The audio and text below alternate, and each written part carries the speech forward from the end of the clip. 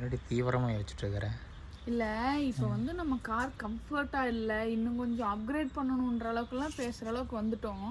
நம்ம ஃபஸ்ட்டு காரில் எப்போ போனோம் அப்படின்னு யோசிச்சு பார்த்தா என்னோட 15 வயசு வரைக்கும் நான் காரில் போனதில்லை.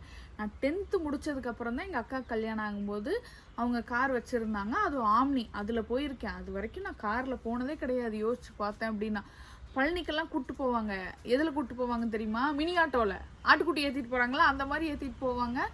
கார் வச்சுருக்க யாருமே நம்மளை ஒரு மாதிரி பெருசாக மதித்தது கூட கிடையாது. எங்கேயாவது போகிறோம் வரோன்னா கூப்பிட்டது கூட கிடையாது. இன்னைக்கு நம்ம 15 வயசில் பண்ண ஒரு விஷயத்த நம்ம குழந்தைக்கு 1.5 வயசில் நம்ம கொடுத்துருக்கோம். அப்படிங்கும்போது அது ஒரு மாதிரி ஹாப்பியாக இருக்குது. டேய் 90s கிட்ஸோட குழந்தையா இருக்கிறதுக்கெல்லாம் நீங்கள் எவ்வளோ கொடுத்து வச்சுருக்கணும் தெரியுமாடா? நாம் வந்து நம்மளோட முந்தின ஜென்ரேஷனையும், அதாவது நம்ம அப்பா அம்மாவையும் நம்ம பார்த்துக்கிறோம், நம்மளோட அடுத்த ஜென்ரேஷனையும் நம்ம நல்லா பார்த்துக்கிறோம்.